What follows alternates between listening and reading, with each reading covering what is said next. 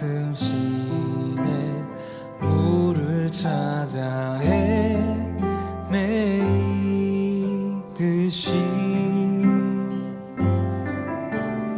내 영혼 주를 찾기 애갈급하나이다.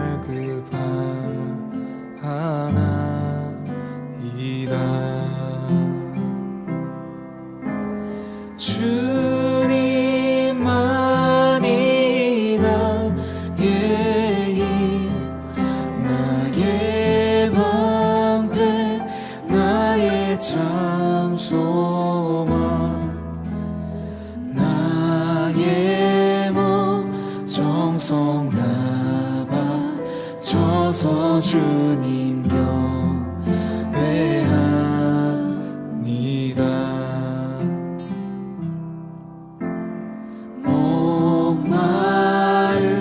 사슴 시내 물을 찾아 헤매이듯이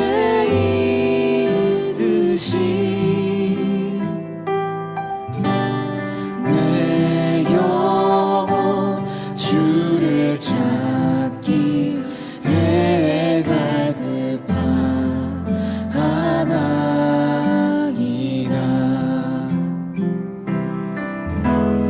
주님만이 나의 힘 나의 방패 나의 참 소망 주님만이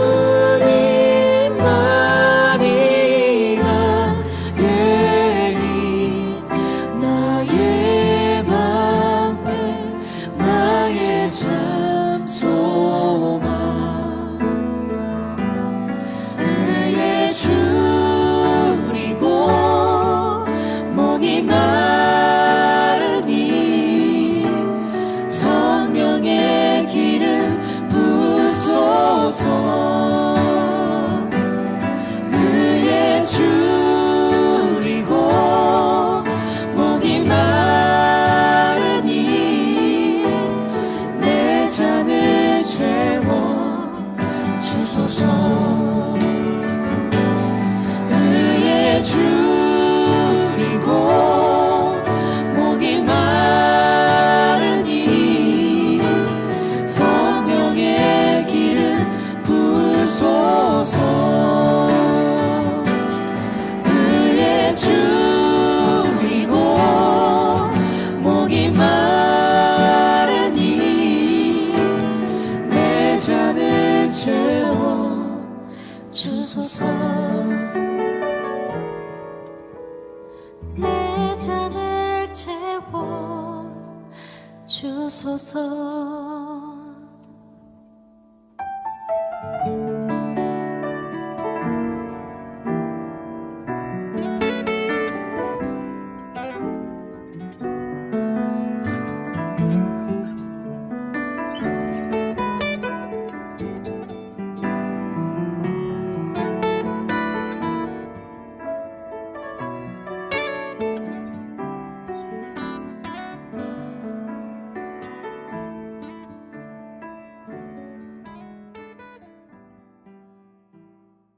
에스더서 9장 29절 말씀 한 절만 읽어봅니다.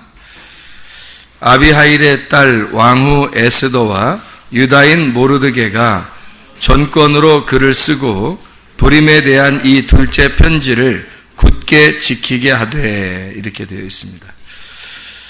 아까 우리는 둘째 편지에 대한 이야기를 우리가 많이 못 나눠서, 그래서 같이 둘째 편지에 대한 이야기를 좀 더 나누려고 생각을 하고 있어요. 이 둘째 편지, 그러니까 둘째 편지라는 얘기는 첫째 편지가 있었다는 얘기죠, 그죠? 첫째 편지가 있었다는 얘기. 그래서 둘째 편지가 있다는 얘기죠. 그러니까 첫째 편지와 둘째 편지를 우리가 이제 이렇게 뭘로 이렇게 보겠느냐? 성경에서 우리 한번 여기 8장을 한번 봐야 돼요. 에스더서를 8장을 한번 봐야 돼요. 8장에 5절 말씀 보면 이런 말씀이 있어요. 8장 5절 말씀 보면 이런 말씀이 있어요. 이르되 왕이 만일 즐거워하시며 내가 왕의 목전에 은혜를 입었고 또 왕이 이 일을 좋게 여기시며 나를 좋게 여기 보실진대 조서를 내리사 아각 사람 함무다다의 아들 하만이 왕의 각 지방에 있는 유다인을 진멸하려고 꾀하고 쓴 조서를 철회하소서, 이렇게 나와 있거든요. 그러니까 하만이 쓴 편지가 하나 있었다는 거예요. 그죠? 그 조서가 있었는데 그 조서를 철회했으면 좋겠다. 근데 이게 그냥 쓴 게 아니라 꾀하고 쓴 거래요. 이제 작정하고 하여튼 쓴 거예요. 멸망시키려고 작정하고 쓴 거라는 거예요. 그런가 하면 이제 8절에 한번 봐요. 8절에 너희는 왕의 명의로 유다인에게 조서를 뜻대로 쓰고 왕의 반지로 인을 칠지어다. 왕의 이름을 쓰고 왕의 반지로 인친 조서는 누구든지 철회할 수 없음이니라 하니라, 이렇게 되어 있거든요. 그래서 뜻대로 쓰고 이렇게 되어 있어요. 여기는 또, 그러니까 여기는 뜻대로 쓴다는 말은 뭐예요? 좀 자유를 가지고 쓴다는 얘기가 되겠죠. 그러니까 이렇게 자기 마음대로 쓸 수 있다는 얘기예요.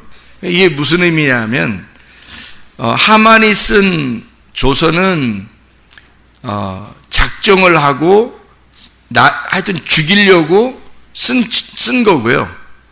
여기 지금 이 모르드게, 에스더와 모르드게한테 너희들의 뜻대로 편지를 써라, 너희들의 뜻대로 조서를 써라 할 때는 이거는 자유를 가지고 너희들이 스스로 그걸 써라, 이런 얘기거든요. 마음대로 써라, 그 말이에요. 마음대로. 그게 이제 좀 다르죠. 첫 번째 조서는 나를 죽이려고 하는 죄와 사망의 법을 말하는 겁니다. 죄와 사망의 법. 그리고 여기 뜻대로 쓰고라고 하는 건 자유가 있겠죠, 아무래도. 그러니까 살리려고 쓰는 거죠, 이거는. 그러니까 죽이려고 쓰는 건 하만이 쓴 거고, 모르드게하고 에스더가 쓰는 것은 우리 유다인을 살리려고 하는 거잖아요. 그렇죠? 살게 하려고 쓰는 거니까 생명의 성령의 법이 되는 겁니다. 생명의 성령의 법. 이렇게 조서가 두 개로, 법이 두 개로 나누어져 있다 하는 얘기예요. 첫 번째 법은 우리를 죽이려고 하는 법이고, 두 번째 법은 우리를 살리려고 하는 법이다. 이렇게 이해할 수가 있겠죠. 그래서 이 편지를 두 번째 편지라고 이렇게 이야기하는 것은 우리에게 살기 위한, 삶에 대한 편지란 말이에요. 두 번째라고 하는 건 삶에 대한 편지라는 거죠. 그러니까 이 삶에 대한 편지라고 하는 건 우리를 살리려고 하는 편지가 되겠죠. 그래서 이게 뭐냐면 부림이라 그래요. 부림. 부림이라는 건 아까 우리가 얘기했듯이 푸르라고 하는 단어를 이게 그 복수로 쓸 때 푸림 이렇게 쓰는 거예요. 푸르는 이제 단수고 그거를 복수로 쓸 때 푸림 이렇게 쓰는 거거든요. 그게 완전히 취하다, 완전히 이제 해결됐다는 얘기고, 제비가 완전히 뽑혀서 이미 선택이 되었다, 이제 끝났다, 이런 얘기예요. 다 완성이 됐다, 그런 의미죠. 그러니까 완성이 됐다는 것은 뭐가 우리에게 이루어진 거예요. 샬롬이 이루어졌단 말이에요. 평화가 이루어졌다. 그러니까 우리에게 이제 죽음이 아니라 평화가 이루어졌다, 이제 그런 의미가 되는 거죠. 그래서 그걸 부림을 지켜라, 이제 그런 이야기가 이제 에스더서의 그 막바지에서 그 이야기들을 해주고 있는 겁니다. 그러니까 그걸 기념하라는 거죠. 그 부림을 기념하라. 그러니까 너희들이 완전히 속했고 너희들이 완전히 구속받았다. 그것을 기념하기 위해서 둘째 편지를 쓰고 그것을 기억했으면 좋겠다 하는 내용들이 여기에 나와 있는 이야기입니다. 우리는 아까 성경 공부를 하면서 와스디가 에스더로, 하만이 모르드게로 되는 그 장면을 우리가 같이 공부를 했어요. 그리고 표면적 유대인은 이면적 유대인이 돼야 된다, 율법은 은혜로 바뀌어야 된다, 이런 이야기를 했습니다. 그리고 금식하고 기도한다, 금식하고 기도한다 할 때 그 금식하고 기도한다고 하는 건요, 금식이라는 게 먼저 있고 그 다음에 기도한다고 하는 게 있어요. 그러니까 금식만 해서는 안 되고 금식과 기도가 같이 있어야 된다, 이런 이야기를 우리가 했습니다. 왜 그러면 금식이라는 것은 뭘 정지하는 것을 말하는 거고요, 중지하는 걸 말하고, 기도하는 것은 뭔가 흐름, 교통을 말하는 거예요. 그러니까 뭐를 정지하고 뭐와 교통하라는 얘기예요. 금식이라고 하는 건 하만과의 관계를 끊고, 그게 금식이에요. 하만과의 관계를 끊고, 그리고 모르드게와 함께 교통해라. 그래서 유다인이 돼야 된다, 이런 말이거든. 그러니까 하만하고 아말렉하고 끊고, 그리고 하나님의 백성들과 함께 교통하는 기도, 이렇게 되는 거예요. 금식하고 기도하라, 이런 이야기를 우리가 같이 이야기했어요. 그래서 그걸 예배라 또는 기도라, 기도라고 할 때는 기도와 구제가 또 있어야 된다. 그래서 이 모르드게 같은 경우는 하나님과의 기도가 이렇게 성립이 된 사람이에요. 그래서 그 기도가 성립이 되니까 자기를 통해서 편지를 쓰게 하고, 편지를 통해서 불임을 지켜라, 그렇게 이야기를 하거든요. 그것은 그들에게 샬롬을 주고 싶은 거예요. 평화, 하나님의 평화를, 생명의 성령의 법 안에서 평화를 주고 싶은 거예요. 그게 이제 모르드게, 그걸 전달해 준다라고 하는 걸 구제라고 그러는 거예요. 그러니까 전달해 준다, 내게로부터 다른 사람에게 내가 가지고 있는 걸 전달해 준다, 이걸 구제라, 그렇게 이야기하는 것입니다. 이 평안이라고 하는 게요, 평안, 샬롬이라고 하는 거는 히브리어로, 그 헬라어로는 에이레네라고 그래요. 신약에서는 에이레네라고 하는데, 이 에이레네라는 그 원래 단어가 어떤 의미냐면 결합한다는 의미를 가지고 있어요. 화목한다는 의미를 가지고 있습니다. 그런 이제 이것을 염두에 두고 평화라고 하면 뭐를 평화라고 이렇게 할까? 평화롭다, 이런 걸 평화라고 이렇게 할 수 있어요. 그러니까 물이 잔잔하다, 이런 걸 생각하면 되죠. 물이 잔잔하다, 평화롭다, 그렇게 할 때 평안, 에이레네, 이렇게 보면 되는 거죠. 막 이렇게 요동치고 이러는 건 두려움이죠. 무섭고 두렵고 싸납고 뭐 이런 거죠. 근데 평안하다 그러면 이게 물이 잔잔해졌다, 그 말이에요. 그러니까 그 화평해졌다, 예수의 평안이 우리에게 왔다, 그 말이고, 보혜사와 관계가 있어서 그 보혜사가 진리의 성령이 우리에게 오시면 평안을 준다는 거예요. 너에게 평강이 있을지어다 할 때도 예수님이 부활하시고 난 다음에 평강이 있을지어다, 그런 얘기는 너희들의 마음이 물결이 잔잔해졌으면 좋겠다, 그런 이야기예요. 그 물결이 잔잔해진다는 말은 어떤 의미로 다시 말할 수 있을까? 제가 물어보지 않고 그냥 제가 대답하는 편이 훨씬 더 나을 거예요. 물결이 잔잔해졌다, 이런 의미는 속에 이렇게 뭐가 요동치는 게 없이 평안해졌다, 그런 말이잖아요. 그러니까 이제 속에서 뭐가 안 일어나는 거냐면 서로 싸우는 게 없다는 얘기예요. 그죠? 전쟁이 없단 말이야. 내 속에서 전쟁이 사라졌다, 이걸 평안이라 그러는 거예요. 평안, 그러니까 전쟁이 없어졌다, 전쟁이 끝났다는 말은 뭐냐면 속에 사람이 마음이 두 개가 있는데 그 두 개의 마음을 이렇게 두 개의 마음이 있으면 이렇게 막 싸우거든요. 두 개의 마음이 하나로 평정을 이루었다는 말이에요. 그러니까 평화라고 그러죠. 전쟁이 사라진 거죠. 사람의 속의 마음에는 말이 두 개가 있다고 했어요. 나의 말과 하나님의 말.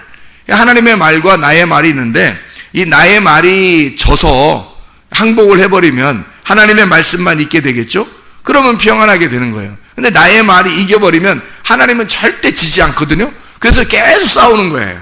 계속 나의 말이 있는 한 우리의 속에는 나의 말과 하나님의 말이 계속 싸우는 거예요. 내가 생각하는 나의 꿈과 하나님의 꿈이 계속 싸우는 거죠. 나의 소원과 하나님의 소원은 계속 싸우는 거예요. 근데 이게 평화롭게 되었다는 말은 무슨 말일까? 이 싸움이 그쳤다, 싸움이 끝났다. 뭘로 끝날까요?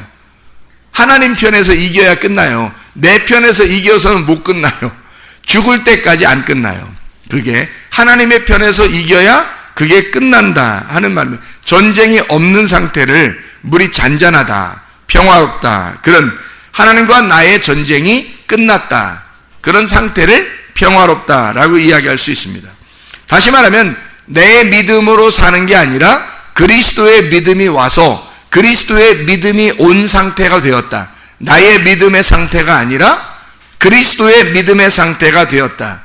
그러니까 나의 머리가 아직도 붙어 있는 게 아니라 나의 머리를 잘라내고 그리스도의 머리를 붙여놨다. 머리가 바뀌었다. 그 말이에요. 머리가 바뀌었다. 그러면 평화하죠. 그게 샬롬입니다.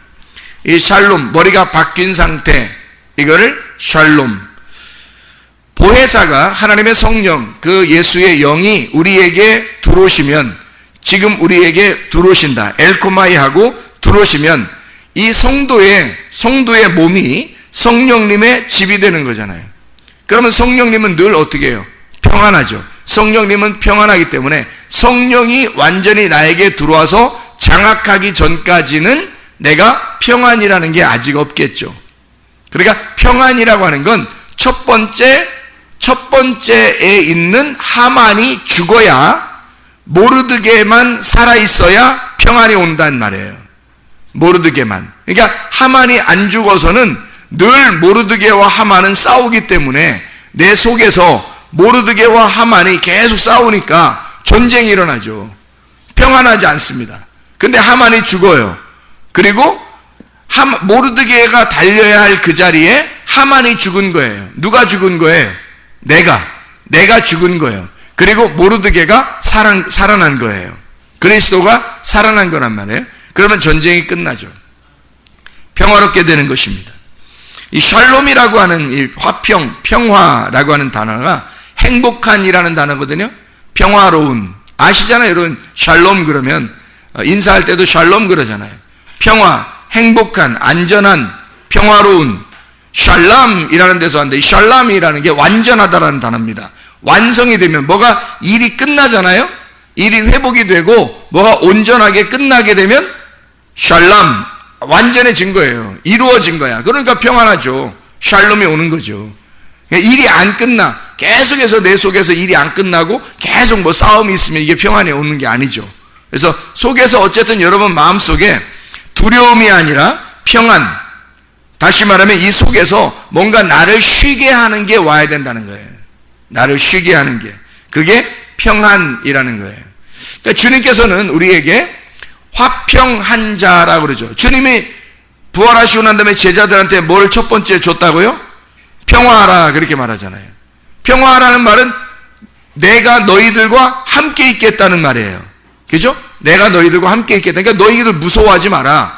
근심하지 마라. 내가 너희들과 함께 있을 테니까 평화해라. 평화를 전해주는 자가 되었단 말이에요. 평화를 전해주는. 예수님이 처음에 부활하고 난 다음에 뭐 다른 거 줄 수도 있었는데 평안을 준다, 평안할지어다, 그렇게 말하는 것은 뭔가 예수님이 주는 게 뭐 평안이라는 게 뭔가 큰 의미가 있다는 거죠. 그죠? 그죠?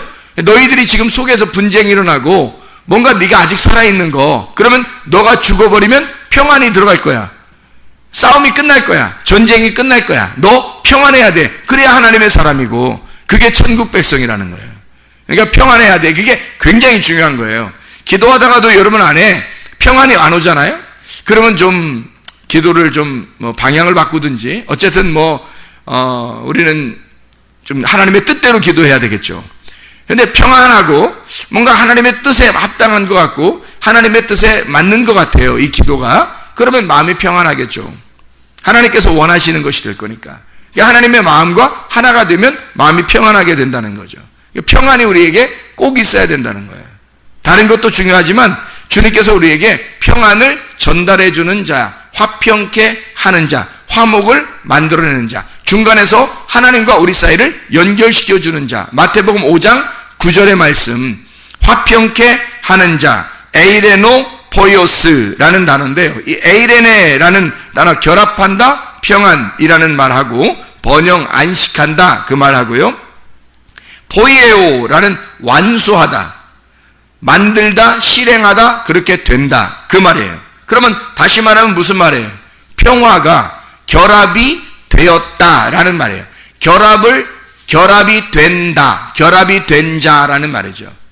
그러니까 하나가 된 자, 평안한 자, 화평케 하는 자라고 하는 건 하나를 만드는 자, 무슨 존재가 된 자, 평안이라는 존재가 된 자라는 말이에요. 한마디로 말하면 솔로몬이 되었다 이 말이에요. 솔로몬이 되었다. 다윗은 늘 전쟁했죠. 그래서 십자가 예수라고 그래요. 그러니까 성전을 세울 수가 없습니다.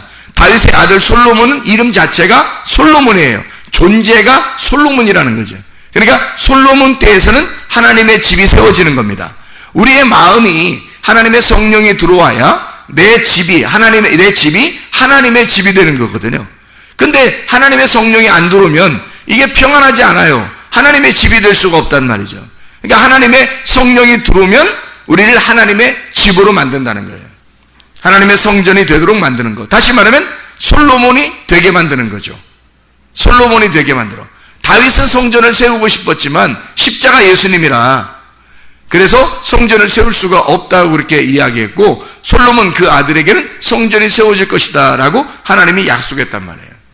그 말은 진정한 평안이 네 속에 올 때 하나님의 집이 이루어질 것이고, 솔로몬이라는 존재가 될 때 그때 하나님의 집, 하나님의 성전이 될 것이다 라고 하는 것을 이야기하는 거죠. 화평이라고 하는 거, 에베소서 2장 한번 보면 에베소서 2장 13절에 에베소 2장 13절에 이런 말씀이 있어요. 뭐라 되면 이제는 전에 멀리 있던 너희가 그리스도 예수 안에서 그리스도의 피로 가까워졌느니라. 그는 우리의 화평이신지라. 누가요? 예수 그리스도가 화평이신지라. 둘로 하나를 만드사 원수된 것 곧 중간에 막힌 담을 자기 육체로 허시고, 이렇게 되어 있거든요. 둘이 하나를 만드는 존재, 그게 화평, 예수님이 화평이신 존재라는 겁니다. 둘을 하나로 만드는 존재, 솔로몬이라는 얘기예요. 솔로몬, 화평, 예수님이 솔로몬이다, 화평이다, 평안이다. 둘이 하나를 만든다. 그래서 둘이 함께 하나님 안에서 보조를 맞춰 가도록 만든다 하는 얘기예요. 마치 이게 소가 두 마리가 있는데 한 마리 소가 어미소예요. 한 마리 소는 아기소고, 그래서 어미소와 아기소가 함께 멍에를 같이 매서 어미소가 가는가, 아기소가 먼저 가는 게 아니라 어미소가 가면 아기소는 그냥 끌려가는 거지. 이렇게 끌려간다는 게 뭐 질질 끌려간다는 뜻이 아니라 함께 묶어있기 때문에 어미소가 가면 같이 이렇게 따라가는 거예요. 쉽게. 그러니까 우리는 아기소와 같은 거고, 하나님은 어미소, 주님은 어미소와 같은 거라 같이 둘이 하나가 돼서 하나님께서 가실 때 우리가 함께 그냥 따라가는 거예요. 그게 아기소. 그 대신에 어미소는 우리에게 책임을 가지고 있죠. 책임을 가지고 우리를 끌고 갈 것이고, 아기소는 사명 가지고 끌려가는 그 고통이 어느 정도 있다는 얘기죠. 그리스도를 따라가는 데 있어서는 항상 뭐 즐거움만 있는 게 아니라 뭔가 주님 안에서 고통스러운 일도 있다는 얘기예요. 근데 그것이 어미소와 함께 가기 때문에, 하나님과 함께 가기 때문에 그렇게 어렵지 않다는 겁니다. 그 일이 다 이루어질 수 있다는 거예요. 하나님의 그 농사를, 하나님이 농사 짓는데 어디를 농사 짓겠어요? 하나님이요. 어디 농사 짓겠어요? 내 마음을 농사 짓는 거란 말이에요. 내 마음을 농사 짓는 거야. 근데 누가 농사 짓는 거야? 어미소와 아기소가 함께 농사를 짓는 거야. 근데 그 농사가 완전히 이루어지겠어요? 안 이루어지겠어요? 이루어져죠. 왜 이루어지죠? 아기소가 활동하는 게 아니라 어미소가 다 하니까. 어미소가 하니까 나는 그냥 좀 고통스럽지만 가만히 따라가면 다 농사는 이루어지게 돼 있어요. 내 마음의 농사는 하나님이 다 이루신단 말이에요. 에베소서 4장 3절 말씀을 한번 이렇게 보면요, 에베소 4장 3절 말씀 이렇게 되어 있죠. 평안에 매는 줄로 하나 되게 하신 것을 힘써 지켜라, 그런 말씀이거든요. 하나 되게 하신 것, 헤노테스, 하나됨, 연합, 헤이스에서 나왔는데 하나라는 겁니다. 하나됨, 지켜라 라고 하는 것인데 테레오라는 말입니다. 벗어나지 마라는 뜻입니다. 이게 테레오, 벗어나지 마라, 꼭 지켜라, 그 말이에요. 그걸 힘써 지켜라는 말이 나오는데, 이 힘써라는 말이요, 스푸다조라는 단어입니다. 이 스푸다조는요, 서둘러 열심히 예배하고 공부하라는 단어예요. 열심히 예배하고 공부해라. 스푸데에서 나온다는데요. 이게 열심, 속도입니다. 속도. 스퓨도라는 말인데 그 말이 속도를 내다, 재촉하다. 푸스, 발입니다. 여러분의 발이 어디에 있는가? 발이 어디에 소속되어 있는가? 여러분은 어디로 빨리 달려가고 있는가? 어디에 지금 머물러 있는가? 그게 스푸다조예요. 이게 서둘러서 열심히 공부해라. 예배하고 공부해라. 그것을 굳게 힘써 지켜야 된다. 뭐를? 하나됨을 힘써 지켜야 된다. 그러니까 이게 성경이라는 게 뭐예요? 하나님과 우리를 하나 되게 하려고 그리스도가 온 거예요. 그리스도가 화평이 되셨다는 거예요. 평안이 되셨다는 거예요. 그러니까 우리가 평안이라는 게 얼마나, 그러니까 우리가 내가 평안이 있나? 이거 깊이 생각해 봐야 되겠죠. 내가 진짜 평안한가? 내 마음은 진짜 행복한가? 나는 평안한가? 이게 하나님하고 나하고 이렇게 하나가 되게 하려고, 그러면 평안하다는 거예요. 그러면 샬롬, 솔로몬이 온다는 거예요. 솔로몬이 된다는 얘기야. 근데 그걸 누가 만드냐면 예수님이 가운데서 샌드위치처럼 가운데 잼이 되셔서 하나님과 나를 붙여놓는 거예요. 이렇게. 그래서 맛있는 빵을 만들어낸다는 거죠. 그렇게 주님이 화평이 되신지라 우리 둘을 하나로 만들려고 이렇게. 그러니까 그 하나됨을 힘써 너희들 부지런하게 말씀을 공부하고 예배에서 부지런하게. 그 스푸다조가요, 스피드가 거기서 나온 거예요. 사람들이 스피드 해야 된다 그런 말 하잖아요. 스피드가 빨리 뭘 이렇게 속도가 나야 된다. 하여튼 빨리빨리 하자. 우리 한국 사람들 하여튼 빨리빨리 하자 이런 거 유명하잖아요. 이게 신앙생활에서는 진짜 빨리빨리 해야 됩니다. 신앙생활에서 가다가요 멈추잖아요? 그럼 넘어져요. 가다가 서 있는 자, 정지된 사람은 넘어진 거예요. 그게. 왜냐면 계속 예수님은 계속 앞으로 가고 있는 거거든요. 근데 우리가 딱 정지해 있으면 넘어진 거죠. 함께 계속 앞으로 전진해 나가야 그게 양이라는 거예요. 한 걸음이라도 앞으로 나가야 되는 것입니다. 그렇게 보조를 맞추어 예수님의 그 전진하는 그 예수님 앞에 같이 나가야 되니까 반드시 스피드가 있어야 되는 거예요. 그게. 그래서 힘써 그걸 지켜라. 어떻게? 하나됨을. 이건 반드시 네 보조, 발을 반드시 지켜내야 된다는 거예요. 기독교인이 된다는 것은 게을러서는 절대 안 됩니다.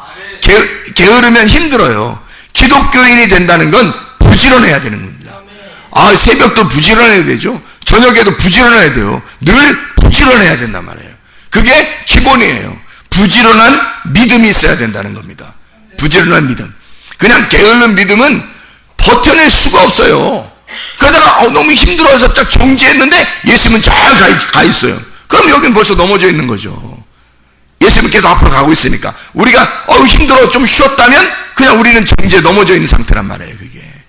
그러니까 믿음이라고 하는 게, 믿음이 뭐냐 이거야. 믿음이 뭔 것 같아요. 믿음이 의리예요. 의리. 언약을 끝까지 지켜내는 거, 그걸 믿음이라 피스티스라고 그러거든요. 피스티오. 근데 이 믿음이라고 하는 건 한번 우리가 풀어서 잘 한번 생각해 봅시다. 믿음이라고 하는 건 예수를 찾아낸 거, 이게 믿음입니다. 예수를 찾아낸 게 믿음이에요. 그러면 예수를 찾아내지 못했다는 말은 믿음이 없다는 말이죠. 믿음이 예수니까 예수라는 그 믿음을 내가 찾아내면 그게 믿음 있는 거예요. 근데 못 찾아내면, 자, 밭에 보화가 있는데 보화를 찾아내면 보화를 발견한 사람이 된 거고, 믿음이 있는 사람이고, 믿음이 그 속에 숨겨 있는데 그거를 발견해낸 거고, 보화를 발견하지 못하면 그 밭만 쳐다보고 있으면 믿음이 없는 거예요. 예수를 발견 못했거든요. 찾아내지 못했단 말이에요. 보화를 발견하지 못했단 말이에요. 믿음이 있는가? 믿음은 예수를 찾아낸 거예요. 찾아내니까 어떻게 돼요? 예수를 알게 되겠죠. 예수를 아는 게 믿음이에요. 그러니까 예수를 그냥 아는 게 아니라 몸과 마음으로 알아야 되는 거예요. 예수를 안다는 건 누구를 안다는 거예요? 그 아버지 하나님을 안다는 얘기입니다. 예수를 발견했다는 말은 예수가 하늘에서 이 땅에 오셨기 때문에 그 예수를 발견했다는 말은 하나님을 알게 됐다는 말이에요. 예수가 하나님을 알려주려고 온 거잖아요. 하나님을 알려주려고, 하나됨을 알려주려고 왔단 말이에요. 그러니까 우리는 예수를 안다는 것은 하나님을 비로소 알게 되었다라는 말이 되겠죠. 믿음이라는 거, 그러니까 믿음을 잘 이해해야 되겠습니다. 하나님을 안다는 거, 이것은 뭘 안다는 거예요? 성경을 안다는 거죠. 성경을 알게 되었다. 드디어 우리가 이 성경이라는 걸 알게 되었다. 자, 머리로 이 성경을 이렇게 본문을 이렇게 알게 된 사람이 있어요. 성경을 보다 보면, 그죠? 그리고 설교를 들을 때 머리로 이해가 된다, 뭐 이런 사람이 있어요. 머리로는 참 이해가 된다. 아니 뭐 자세히 설명해 주는데 머리로도 이해가 안 되면 뭐 어떻게 되겠어요? 머리로는 이해가 된다 이거예요. 그렇게 머리로 이해가 되는 걸 뭐라고 그러냐면 표면적 유대인이라 그러는 거예요. 표면적 유대인, 겉으로 깨닫게 됐다는 말이에요. 이 속에는 내용을 아직 발견하지 못했다는 말이죠. 그래서 마음으로 하나님의 말씀의 뜻을 알게 된 거, 이걸 뭐라고 그러냐면 이면적 유대인이라 그래요. 진짜 유대인을 말하는 거예요. 표면적 유대인은 이방인과 같은 거예요. 껍데기죠. 이방인과 같아서 그걸 하만이라고 하는 거예요. 모르드게는 이면적 유대인이라 그래요. 모르드게가 저기 성경에 써 있잖아요. 칠판에도 써 있죠, 그죠? 모르드게가 이면적 유대인이란 말이에요.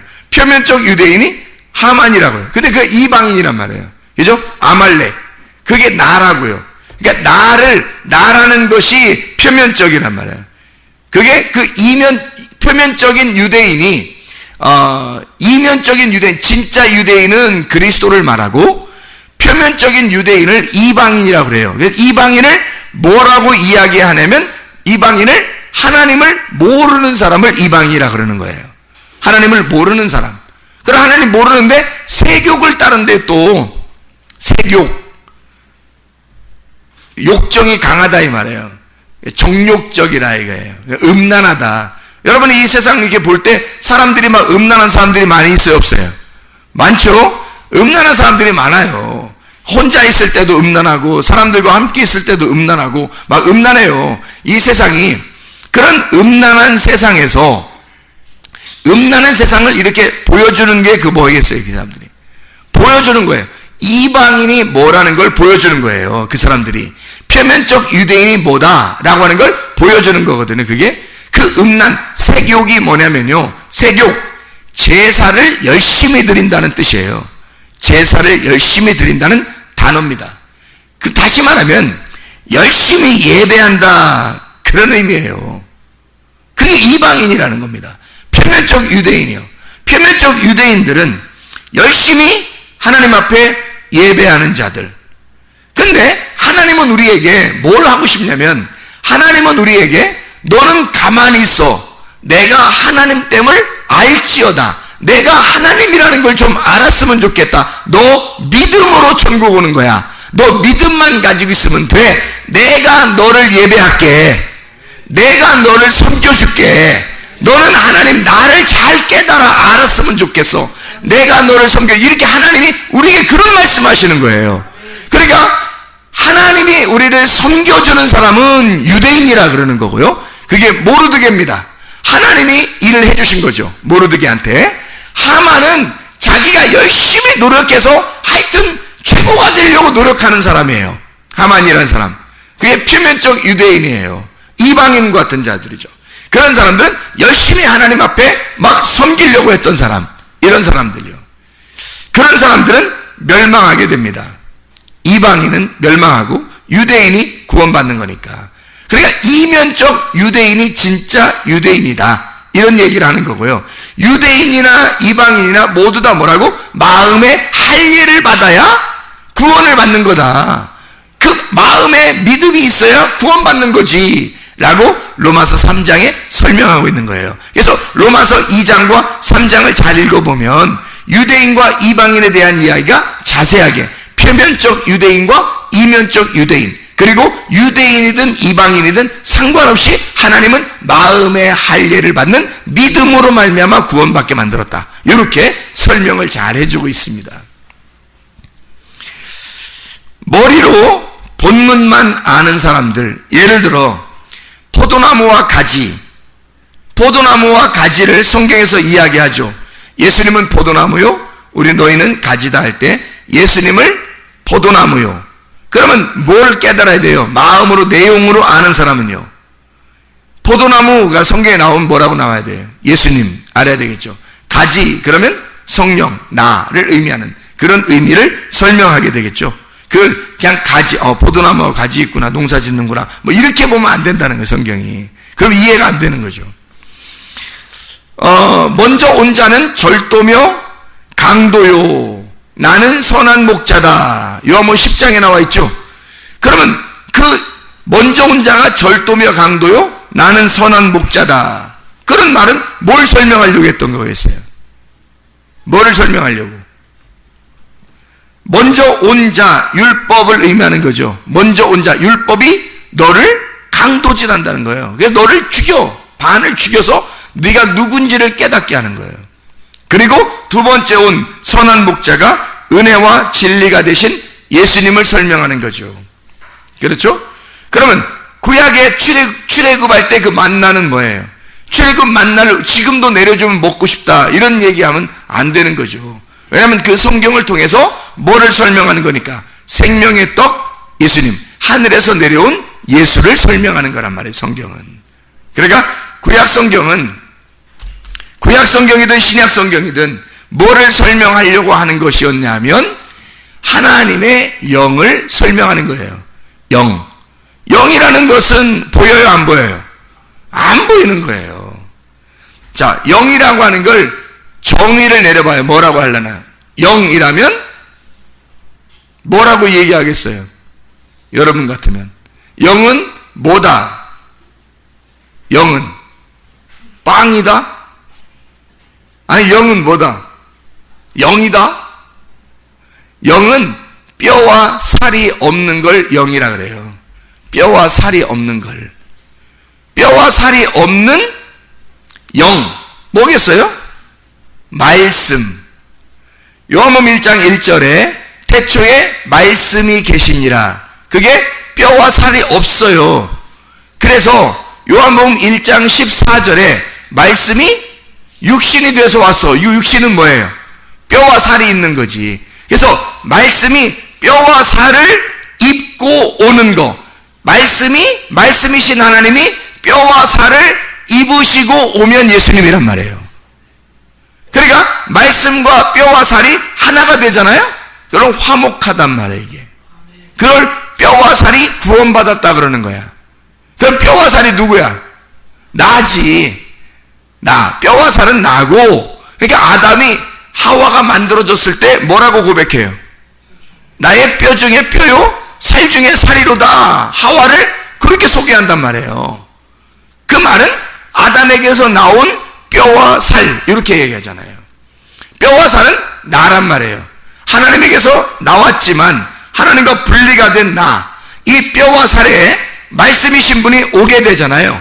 그러면 하나가 됐죠. 그러면 이 뼈와 살은 원래 떨어져 있으면 죄인인데 말씀이 들어오니까 거듭난 사람이 된 거예요. 뼈와 살이 부활했다, 그렇게 말씀하는 겁니다. 말씀이라는 영이 육신으로 오셔 말씀이 나에게 오시면 내가 죽고 말씀이 살아있는, 진짜가 내 속에 있는 게 진짜가 말씀이 되는, 하나님의 영이 되는 구원받은 자가 된다는 얘기예요. 영의 사람이 된다. 하늘의 사람이 된다. 땅에 있는 내가 하늘의 말씀을 받게 되면 그러면 다시 부활하게 된다는 것을 의미하는 거죠. 그러니까 우리는 원래 죽은 자예요. 사망한 자. 그 말은 뭐 지금 진짜 뭐 땅속에 이렇게 들어가 있다 이런 의미가 아니라 하나님하고 떨어져 있는 자란 말이에요. 그럼 부활이라는 것을 뭐라고 정해야 하겠어요? 부활 그러면 뭐라고? 다시 사는 거를 부활이라 그러는 거예요. 그냥 살아있는 걸 부활이라고 하는 거 아닙니다. 그냥 살아있는 거는 생명이죠. 근데 부활이라 그럴 때는 죽어있는 게 다시 살아날 때 부활이라 그러는 거예요. 부활이라는 뜻이 그렇죠? 다시 살아나. 그 말은 뭐가 된다는 거예요? 뼈와 살인 내가, 흙덩어리인 내가, 육신인 내가 뭐가 된다는 말? 말씀이 된다는 말. 그러니까 이게 그대로 존재하고 있으면 안 되잖아요. 말씀이 돼야 되는 거지. 그러니까 내가 그리스도, 예수 그리스도가 되는 거, 이걸 부활이라 그러는 거지. 그냥 내가 나야, 나는 나야 그러면 부활한 게 아니죠. 원래 너는 너야. 원래 너는 그냥 너라는 존재야. 이 땅에서. 그건 부활이 아니지. 너는 너. 근데 네가 그리스도, 예수 그리스도가 되는 거, 이걸 부활이라 그러는 거죠. 자, 무슨 말인지 알겠죠? 그러니까 내가 하나님의 형상으로 지어져 가는 거를 부활이라 그렇게 말하는 것입니다. 그냥 내 존재를 내 존재로 살아있는 거, 이걸 부활이라고 하지 않아요. 우리가 부활이라 그러면 하나님의 형상으로 만들어져, 지어져 가는, 만들어져, 재창조되어 가는 거를 부활이라 그렇게 말을 하는 거고요. 하나님이 창세기 1장 1절에 하나님이 하늘과 땅을 창조하셨다. 창세기 1장 2절부터 계속 창조해 나가잖아요. 재창조입니다. 이렇게 재창조한다는 것은 뭐예요? 창세기 1장 2절에 어두웠기 때문입니다. 밤이 되었기 때문에, 너희가 죄 가운데 있기 때문에 그걸 다시 재창조해서 다시 창조해낸다는 거를 만들어내는 거예요. 그게 뭐냐면 부활시키는 거예요. 너를, 네 어둠인 너를 발견하게 됐을 때 너를 다시 살려내서 하나님의 형상으로 다시 너를 부활시키겠다는 말이 창세기 1장에 나와 있는 말씀이에요, 여러분. 그러니까 성경은 우리가 땅에 있는 내가 하늘 보좌에, 하나님의 보좌에 앉게 되는 날까지 계속 하나님으로 만들어져 나가는 겁니다. 그게 지금 우리의 삶, 지금 이 땅의 삶이에요. 하나님의 형상으로 만들어져 나가는, 그게 주님의 재림이라고요. 그게. 그러니까 주님이 내게 오시면서, 주님이 오늘도 그 말씀이 오시면서, 그 생명이 내게 오시면서, 주님은 이미 살아있는 자예요. 그분은 이미 생명이 있는 자라고. 그러니까 예수님이 길이고, 예수님이 진리고, 예수님이 생명이라고요. 그 생명이 내게 들어오시면 난 다시 살아나는 부활이 되니까 계속 예수님이 재림하셔야죠. 나에게 재림하시고 에이코마이 하셔서 내 속에 그 말씀이 계속 내 육신에 들어와야 한다는 겁니다. 말씀이 들어와서 나를 살려내는 거죠. 살려주는 자가 자기는 스스로 살아있는 자예요. 우리는 죽은 자니까 그 말씀으로 우리에게 들어와서 살려내는 겁니다. 계속해서 살려내는 거예요. 말씀이 들어와서 말씀이 계속해서 들어와가지고 우리를 살려내는 거예요. 이게 교회 생활입니다. 이게 지금 우리가 이 교회 생활하는 건 내가 살기 위해서, 여러분. 자기들이 살기 위해서예요. 이게 교회 생활이라고요. 죽은 내가 죽어 있으니 내가 스스로 살아날 수가 없어요. 누군가가 나에게 호흡을 주지 않으면, 누군가가 나를 섬겨주지 않으면, 누군가가 나를 서포트해 주지 않으면 나는 살아날 수가 없단 말입니다. 그러니까 그 말씀이 나를 살려내는 거예요. 말씀이 자기가 말씀이 침투해 와서 우리를 살려내는 겁니다. 요한복음 1장 14절과 창세기 2장 7절은 같은 말씀이죠. 창세기 2장 7절은 흙덩어리에다가 하나님의 생기가 들어갔다는 말이 나오고, 요한복음 1장 14절은 말씀이 육신으로 오셨다는 말이 나오잖아요. 이게 똑같은 말씀이에요. 하나님의 말씀이 내 속에 들어와야 한다. 죽은 나에게 하나님 말씀이 들어와서 나를 살려내는 것이다, 이 말입니다. 그러니까 내가 이방인의 세욕적인 그 삶을 그대로 유지하는 게 아니라 거기에서부터 나는 탈출을 시도해야 된다고요. 거기서 탈출해야 부활할 수 있단 말입니다. 우리가 여전히 나의 삶, 이방인의 삶, 세욕적인 그 삶을 그대로 따라가서는 안 된다는 거죠. 열심히 나는 섬긴다고, 하나님을 섬긴다고 해보지만 그런 노력이나 율법을 통해서는 구원받을 수가 없어요. 하나님이 나를 섬겨주셔야 하고 하나님이 나를 찾아오셔야 합니다. 그게 뭐냐면 말씀이에요. 말씀이 여러분에게 침투해 들어오고 말씀이 여러분을 살려내는 것입니다. 그러니까 우리는 이런 이방의 삶에서 너희는 떠나라, 그런 삶에서 음녀의 길에서 너는 떠나라, 그거거든요. 그게 하만에게서 떠나라, 그리고 모르드게와 하나가 되란 말이에요. 그러면 모르드게가 너에게 편지를 줄 것이다. 생명의 성령의 법에 편지를 줄 것이다. 너는 그 법 안에서 자유하게 될 것이다. 그 말이거든요. 여러분. 요한계시록 18장 4절에 내 백성아 거기서 나와라 그랬거든요. 내 백성아, 이 남성 단수입니다. 남성 단수. 내 백성아 거기에서 나와라. 뭐에서 나오란 말이에요? 내 백성아 거기에서 나와라. 음녀에게서 나오라는 거예요. 음녀에게서. 그 음녀가 뭐냐고요? 이 선악과에서, 땅의 말씀에서 나와라. 그 음녀라는 그녀의 재앙, 이 그녀가 여성 단수입니다. 신부 교회가 돼야 되는데 음녀를 만나면, 먼저 음녀를 만나면 우리는 망하는 거예요. 그 음녀는 재앙을 받기로 결정되어 있는 성경의 규칙상 음녀는 재앙을 받기로 되어 있었단 말이에요. 근데 거기에 같이 우리가 있으면 우리도 같은 재앙을 받을 거 아니냐, 하나님의 진노를 받을 거 아니냐 이거야. 거기에서 빠져나와야죠. 그래서 그녀의 여성 단수입니다. 재앙을, 블레게, 상처, 때려, 재난을 주는 거, 플레소, 때리다, 플라소, 빚다, 만들어 막 형성해 나가는 거, 그렇게 그런 걸 받지 마라. 너 그냥 아주 막 부숴버리는 거, 이런 거 너는 받지 마라. 그녀가 받을 거니까, 음녀가 받는 거니까, 하만이 죽는 장소에 있는 거니까 거기에 같이 있으면 함께 죽는 거예요. 하만과 10아들이 어떻게 됐어요? 하만과 10아들이 함께 나무에 달려 죽잖아요. 에스더서 9장을 보면 유다인 모르드게를 통해서 완전히 이게 바뀌죠. 역전이 되어버립니다. 역전이 돼서 9장 14절에 말씀해 보니까 왕이 그대로 행하기를 허락하고 조서를 수산에 내리니 하만의 10아들의 시체가 매달리니라.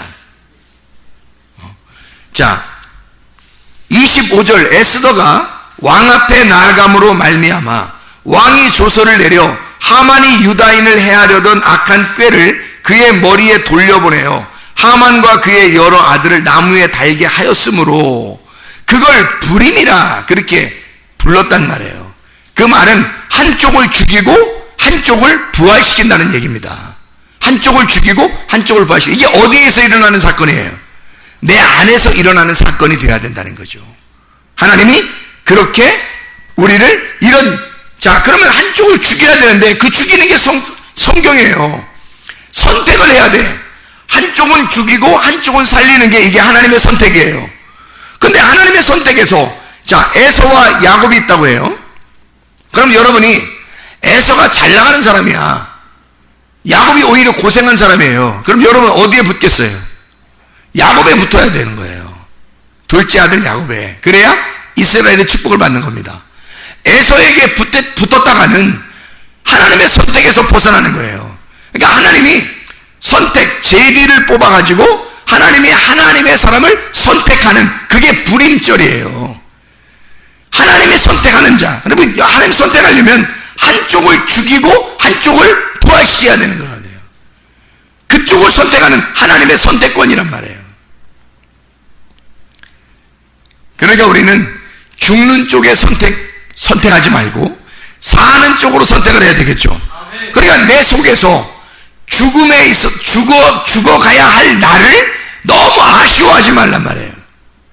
부활해야 할 내가 있으니까, 부활해야 할 내가 살아나야 하니까 당연히 내가 죽어야 하죠. 나는 죽고 그리스도가 살아야 하니까 멸망받을 그 음녀의 자리에 네가 있지 말고 거기서 빠져나오라는 거예요. 벗어나라는 거야. 그래야 네가 살 것이라는 거예요. 음녀의 자리에서 벗어나오면 그리스도의 신부가 됩니다. 교회를 사랑한다고 하는 게요, 여러분, 굉장히 중요해요. 이 마지막 때는 교회가 되지 않으면 나 혼자 믿겠다는 얘기가 되는데, 나 혼자 예수 믿는다고, 나 혼자 예수 믿을게요, 나 믿어요, 예수님 잘 믿어요 라고 아무리 주장해도 그 사람은 예수 믿는 게 아니에요. 그 사람은 하나님을 제대로 아는 게 아닙니다. 그리스도를 제대로 알지 못했어요. 그게 교회를 몰랐단 말입니다. 왜? 나 홀로 그리스도인이 될 수가 없어요. 교회 성경은. 내가 예수를 믿었다? 그럼 반드시 교회로 모이게 되어 있습니다.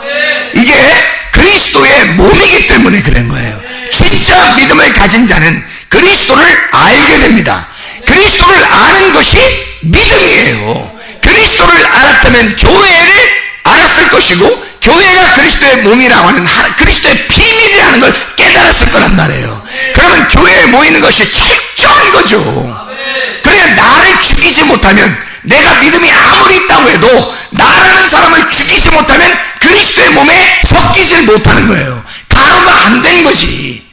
나라는 사람을 죽여야, 가루를 내야 그리스도의 한 덩어리 가루들이 모여서 한 교회를, 하나의 빵을 형성하는 겁니다. 그래서 교회로 반드시 모이는 것은 겸손을 의미하는 거고요. 교회에 모이지 않고 믿음을 생활한다고 하는 사람들은 교만을 상징적으로 말씀하는 것입니다. 그건 반드시 교만해서 그런 거예요. 겸손하다면 와서 부딪히죠.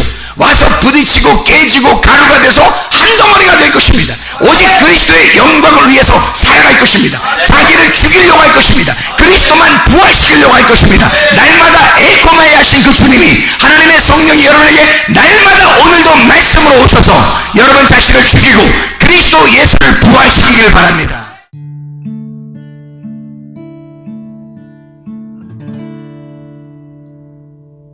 내 속에 내가 너무도 많아서 당신을 쉴 곳 없네. 내 속에 헛된 바램들로 당신을 변할 곳 없네. 내 속에 내가 어쩔 수 없는 어둠, 당신의 쉴 자리를 뺏고 내 속에 내가 이길 수 없는 슬픔, 무성한 가시나무 숲 같네. 바람만 불면 그 메마른 가지 서로 부대끼며 울어대고 쉴 곳을 찾아 지쳐 나가오. 어린 새들도 가시에 지며 날아가고 바람만 불면 외롭고 또 괴로워 슬픈 노래를 부르던 날이 많았는데 내 속에 내가 너무도 많아서 당신을